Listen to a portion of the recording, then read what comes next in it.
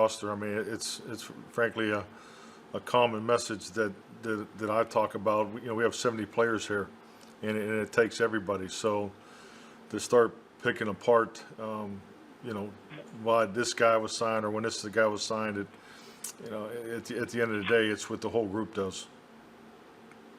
Mike, Zeke and Zach Martin both talked yesterday about Ben DiNucci having some swag and some energy in that huddle. How did you see that in practice, and what kind of confidence does that give you for Sunday if Andy's not available?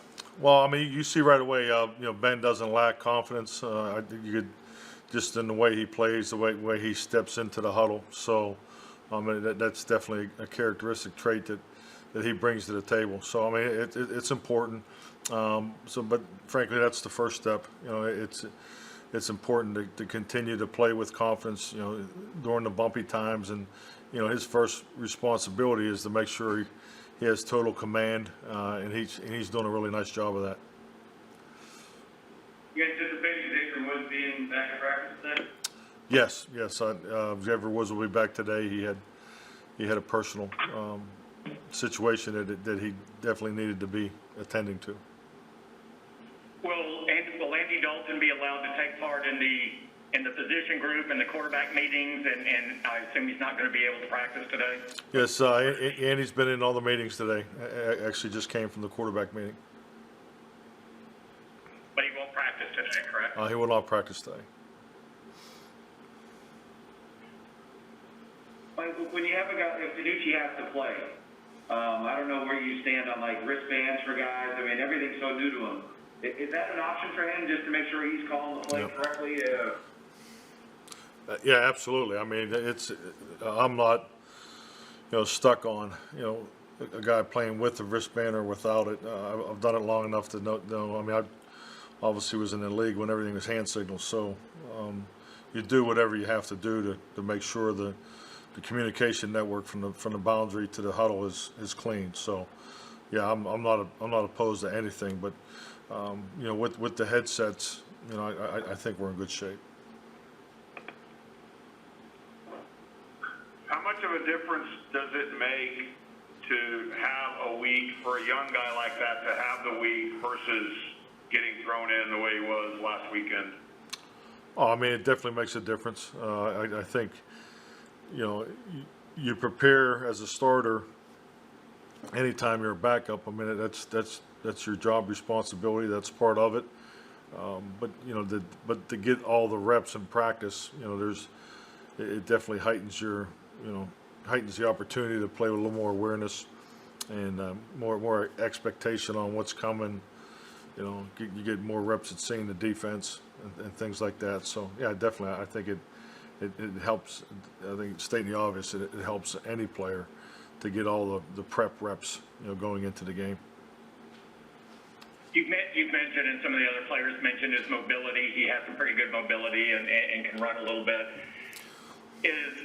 A lot of times you don't want a quarterback to run too much, but is that a conversation for later in a guy's development versus where he is now, just being thrown in? I mean, is it, look, what you see, whatever you feel comfortable doing in the moment, you have to do. How do you address that? No, I think that's an excellent point. I mean, because Ben has, I think, a lot more movement ability than people realize. You know, I go back to when the rookies first arrived and going through the conditioning segment. I mean, he was posting numbers 20, 21 mile an hour, you know, running in some of the drills, and obviously was very very impressive in the condition that he came into training camp. So there's a lot of ability there.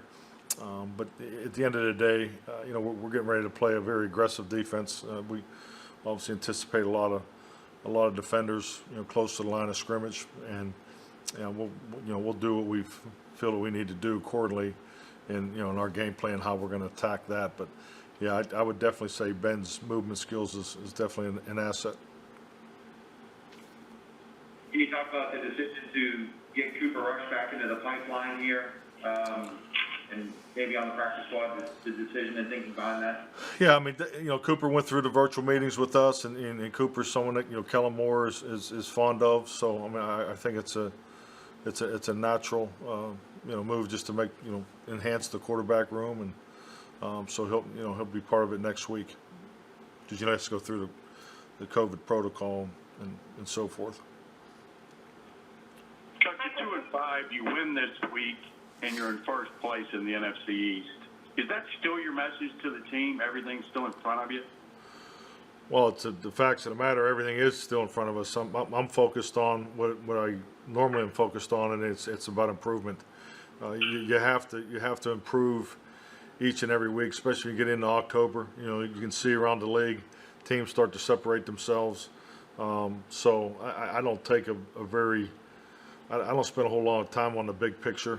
Frankly, I think it's a waste of time. The only time I talk about it is when I have to answer questions about it. I think it's important for your football team to focus on what's most important, and that's play style and fundamentals. That's been our point all week. And we need to improve that as we exercise our plan to beat Philadelphia. So I get all the scenarios, but they really don't mean anything until you get to the end. So I think it's important to put all your time and energy into your play style and your fundamentals, especially on your padded work day today. So that's part of my message to the team. You talked about in the past the research and thoughts that you've put into how you structure the practice week, dating back to your time in Green Bay. Given the trend of slow starts, is that something that you take a look at, seeing whether or not you tweak how you structure the practice week, or is that something that's off the table? God. Someone didn't like the question, huh? Or, I didn't think it was that bad. that wasn't me. So, Jesus.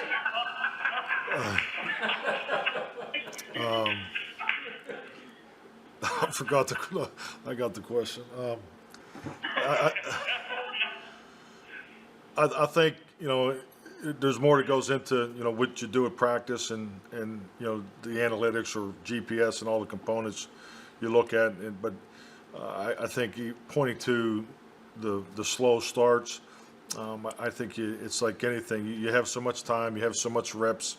How much time and how many of those reps are you spending on your first calls? The first calls on offense go in on we start that process on Fridays and then we really hit it again hard on Saturdays.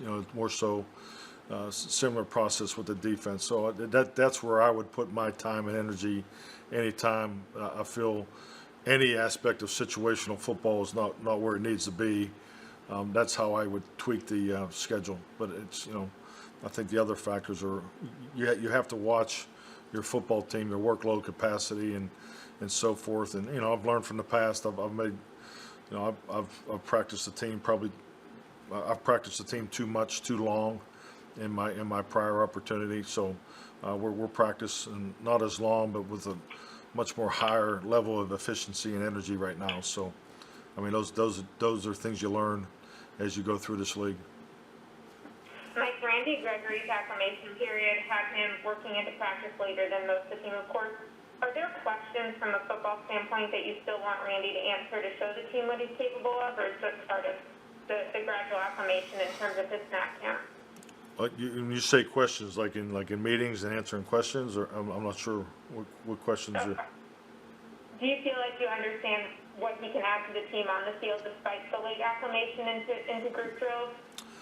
Definitely. He's been working here for quite some time, so I understand it.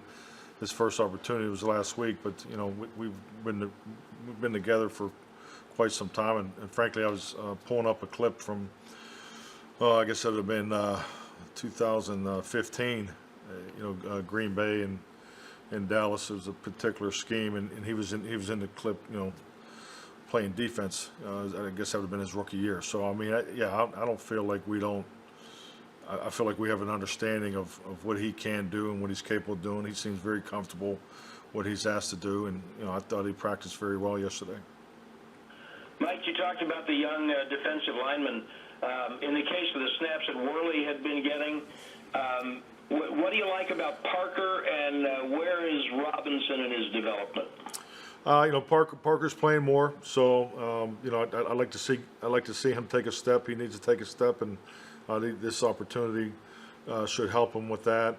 Robinson, I would really like to see him compete and try to get, be part of the special teams. That's kind of where he's at right now. He's working at the safety position, but his first step would be through special teams. Thank you. You good, Rich? Okay. Thank you. Thanks.